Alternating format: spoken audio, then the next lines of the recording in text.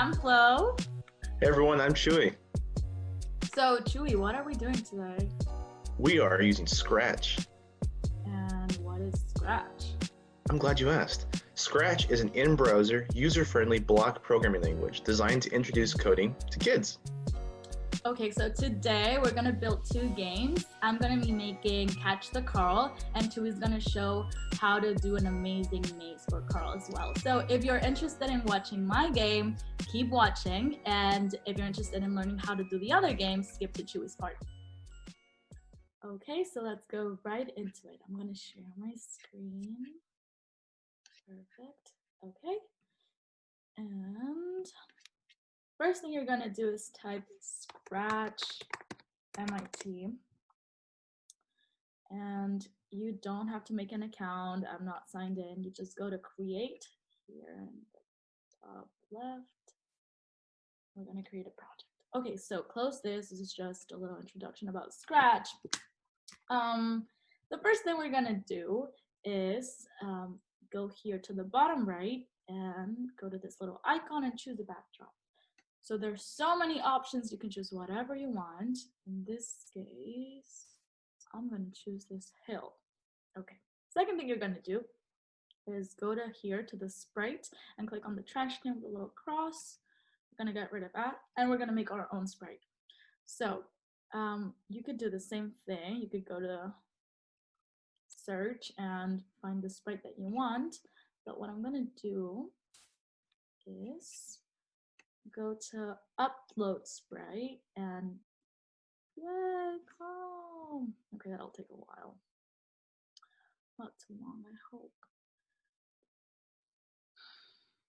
Okay, so here's Carl. It's too big, so I'm gonna change the size here by typing 50, 35. Yes, I like that. Okay, so the point of the game is to catch Carl. There's gonna be a lot of Carls coming down from the sky, and we're gonna create a little bowl that we're gonna control with the left and the right arrow key on our computer, and we're gonna catch Carl so that they don't fall. Okay? So how do we get Carl to fall from the sky? Okay, see these little icons right here? We have 9 different colors, and each color represents a different part of the code. I don't really know how to explain, but we're not going to use all of them for today's game. We're only going to use motion, events, controls, sensing, operators, and variables. I know that sounds like a lot, but it's really easy. Nobody needs experience for this. Just bear with me. I'll walk you through every single step. Okay, so first thing we're going to do is grab the green flag. We need this to check how our code is working or what it's doing when we press this little flag. I'll show you later. And we're gonna go to control and drag a forever loop, make it click. It's like a little puzzle. The cool thing about Scratch is that you actually don't have to write any code. You just kind of lay it out as you want based on the logic. So you don't have to write any actual code, which is really nice. Okay, and inside of this forever loop, we're gonna go to if, which means that we're gonna have a condition, right? And sorry, I'm looking at my notes. Yes, okay, so before this if, we're gonna add a change y here by 10.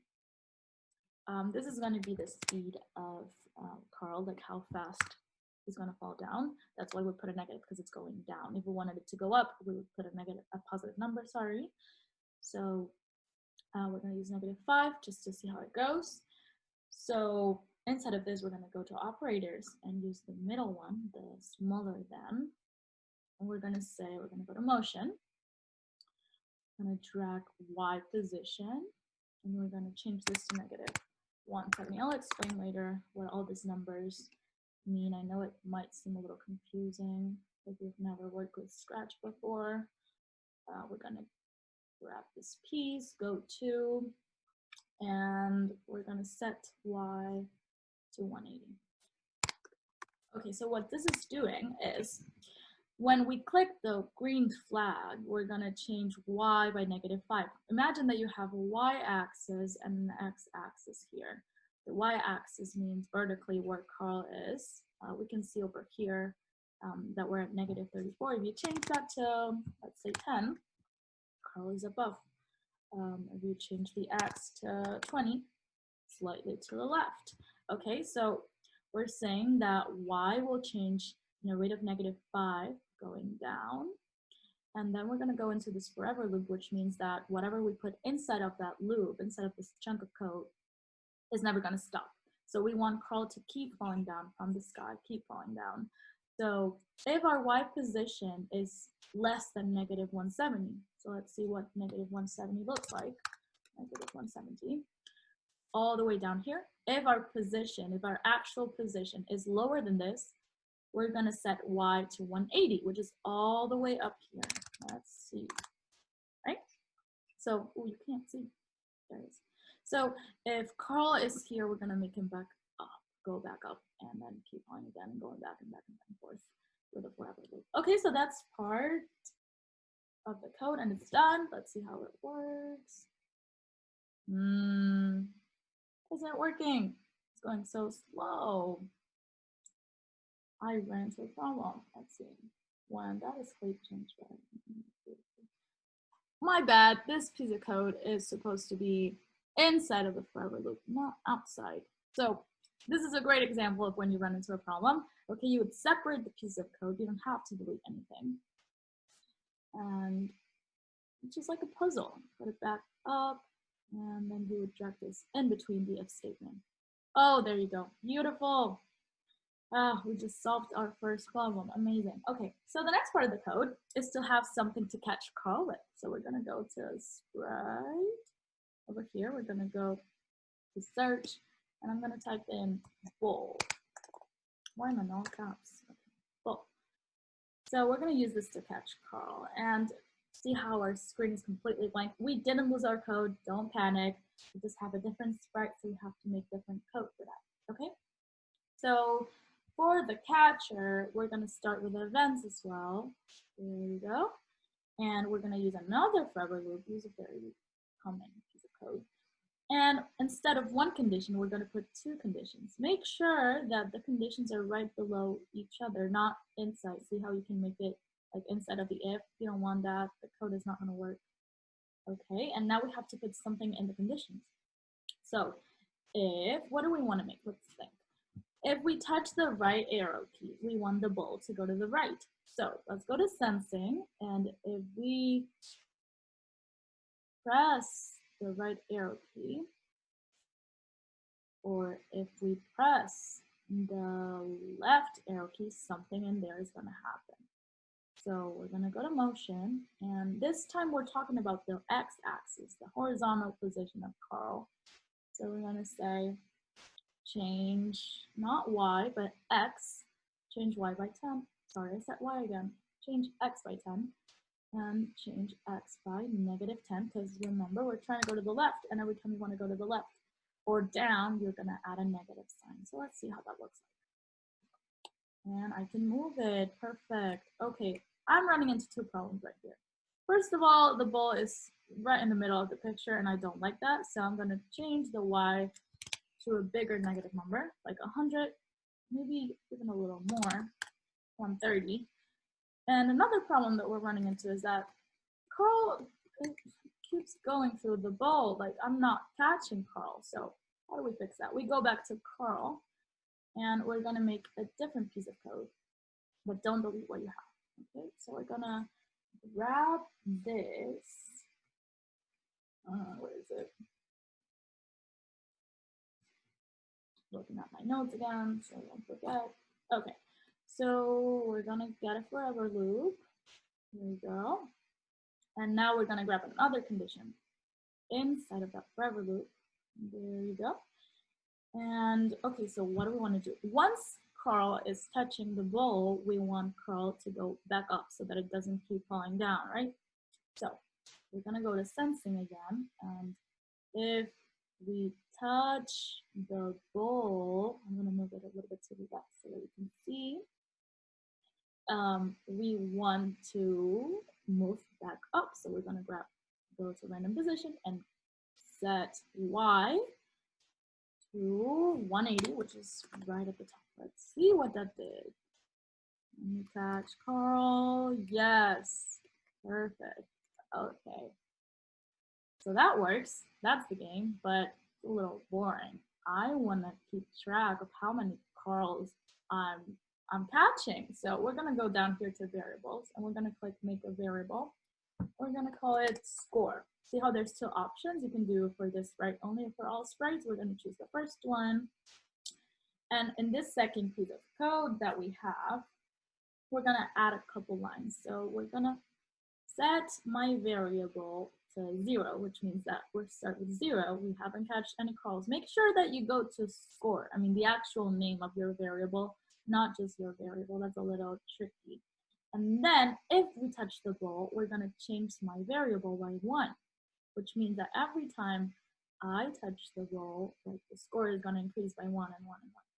Let's see. Oh, look at that.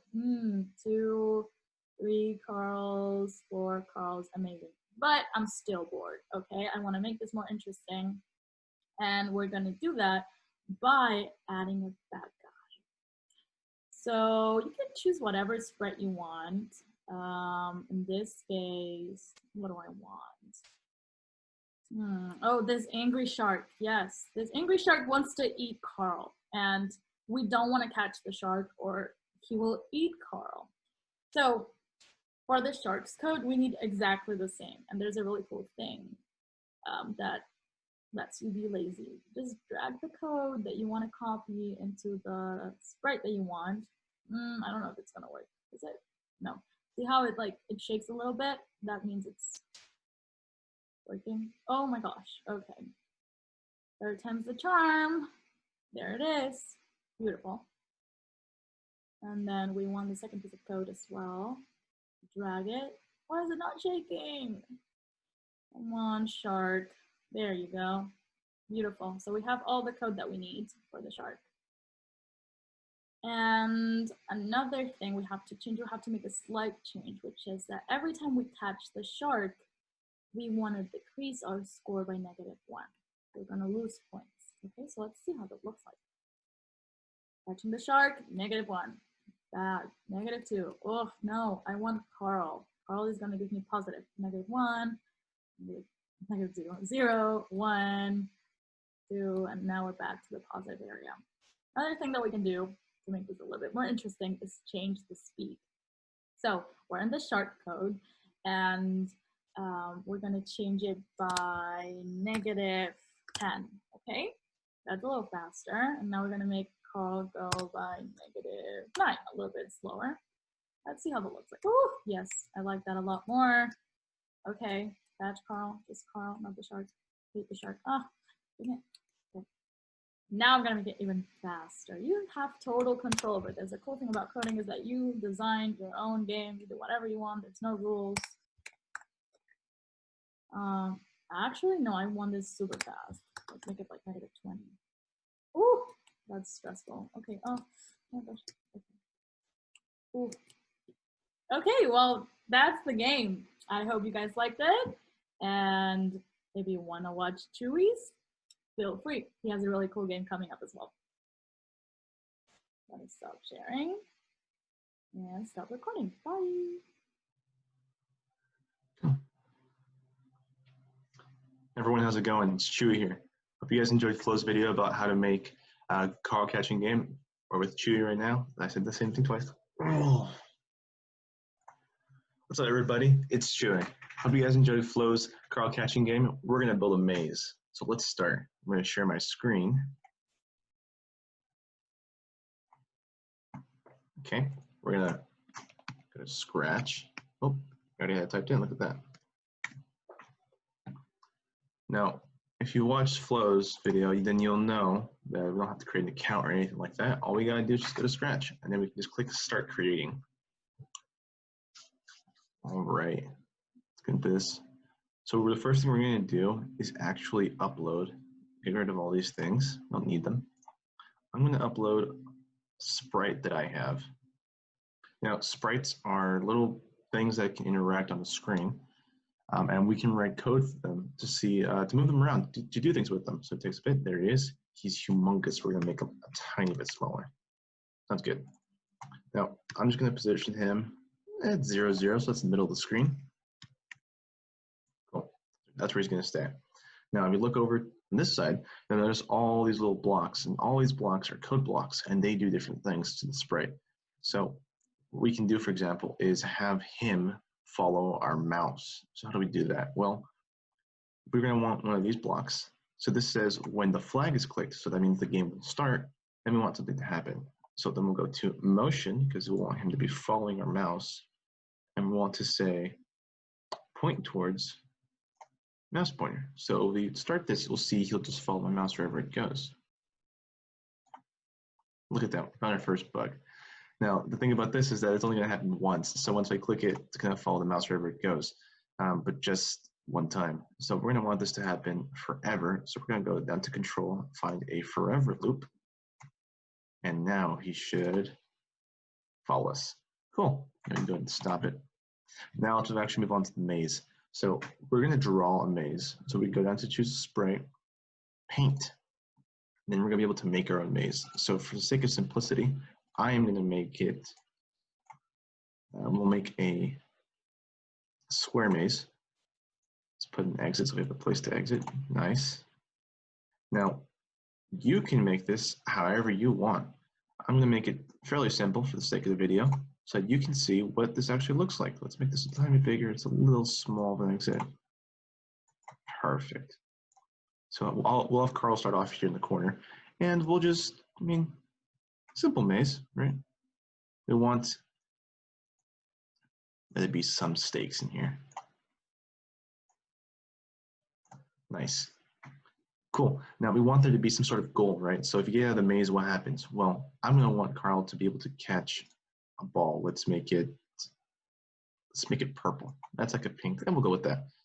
So I'm going to pick the circle tool, and I'm going to draw this pink ball. Cool. We'll make the outline transparent, and I'll explain why later. But so what we'll have is, if you look over on the right, a maze. Cool. It works. It looks nice. We're going to move the maze so it's positioned to where Carl will start in the corner. Nice, nice. So now we're going to actually figure out how to get Carl through the maze. Now, what you could do is have Carl move through the maze, but what I'm going to do is actually have the maze move around Carl. This gets a little tricky because what I'm going to do is actually have the maze move in the opposite direction of what I'm clicking. So I'm going to use the arrows on your keyboard. I'm going to go ahead and make sure I have the sprite of the maze selected. Then we're going to go to events. So when clicked, so for when the game starts, I want something to happen. I want a forever loop because I want to be able to click a direction forever. What we're going to pick is if statements. So if something is clicked, then do something. Now there's 4 arrow keys on your keyboard, so we're going to have 4 of these little blocks. And here's the tricky part comes. We're going to go to sensing so that we can tell the computer to sense when something happens. So when a certain key is pressed, so we don't want space, we're going to want a different key, and I'll show you that in a second. So when I press up, I want it to go down. Tricky, I know, right? So when the up arrow is pressed, we'll go down. When the down arrow is pressed, we'll go up. Left is right, and right is left. So right now this is empty, right? It's doing nothing. There's nothing. It's just asking a question and nothing's happening. So then we want motion to happen. So to go up and down, we're going to want the Y direction. So we're going to change by Y. Change by Y. And then for the left and right, we're going to want change by X. Where'd you go? There you go. Change by X. Oh. Put them in the wrong spot. There we go. Loop. Change by X. So here's the tricky part, right? I have it set to positive numbers, and that will make us increase. So it's going to make us move up and right. We don't want that to happen. We want the maze to be moving in the opposite direction. So when I click up, I want it to be -10. That way it goes down by 10. And the same thing goes for left arrow. I want it to be positive because usually left is negative. So now I want the right arrow to be negative. So let's see if this works. So we can go ahead and click play. And look at that. Carl follows our mouse and he moves through the maze. It looks like he does. Now notice I can actually go through the walls of the maze. That's not really the best way to play a maze game, because then you can just cheat. So what we're going to have to do is have another if condition for the control. If something happens. And here's what we're going to do. We're going to use colors. So we're going to use the color of the maze and then the color of Carl to say if he touches the maze, then send him back to the starting position, which would be this spot here. So we can go to sensing again, find the color block. And we're going to say, okay, click on this color. We can use the eyedrop tool and go over to our image and actually select the colors we want. So we want the color of the maze. So if the color of the maze is touching, let's use his head. In Carl, then we want to reset the maze. So that's why I have the maze selected and not Carl, because Carl isn't actually moving, right? So we're going to say motion, because we want the maze to just go back to where it originally started. Go to, and here are the coordinates. Now the maze is currently at 139 and 94. I'm going to move it a little bit. Actually, I'm going to move Carl a little bit so that it looks nice. Okay, oops, let me stop it. Okay, I want the maze, that's fine. So now it's 138 and 81. So I will change these numbers to 138 and 81. So now let's see if this works.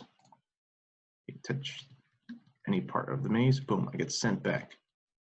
So now it's a little tougher. Oh, I might have been a little too big. Oh, I made it. Cool. Now, it's any part of the maze. Cool. Now notice when we got to the purple part, or the ball, nothing actually happened, right? So we want there to be some actual, you win kind of thing. So, excuse me, we're going to have Carl, another color thing. So we're going to go into him. So we have this little spot. We want there to be another if statement. If something happens, then you win. So if color, let's go ahead and actually move the maze right now so that we can,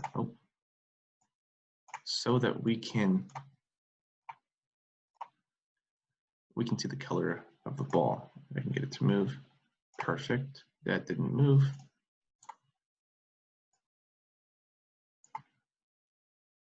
Isn't that strange? Here, let's start with Carl. And what I can do, I can actually make the maze a lot smaller.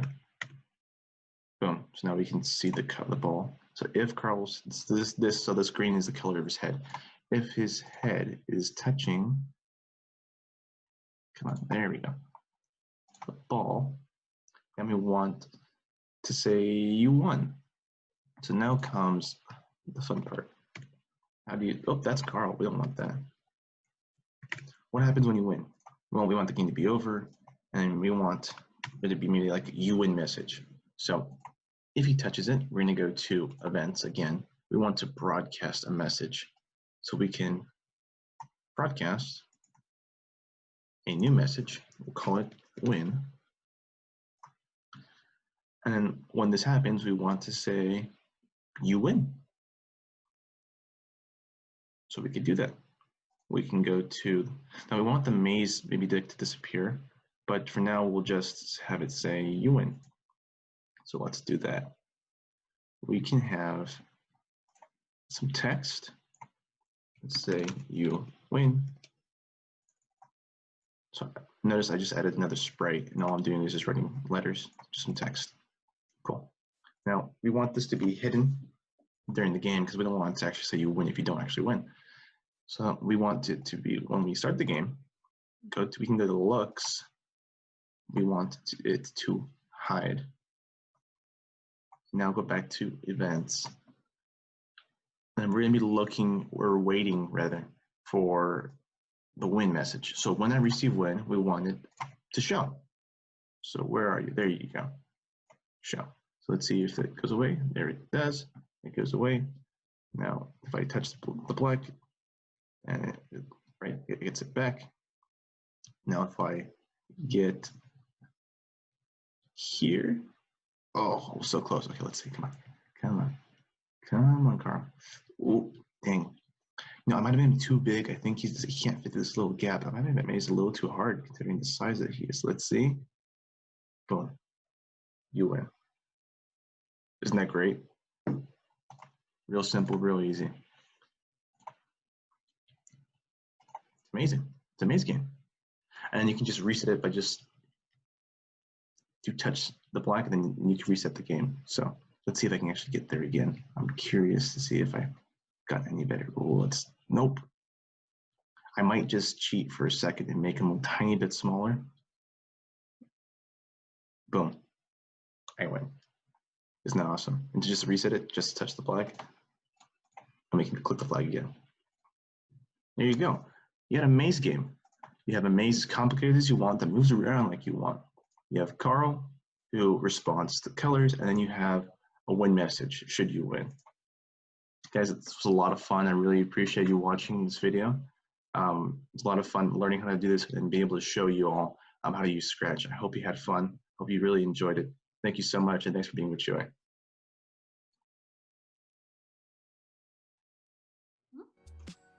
All right, everyone, that's it.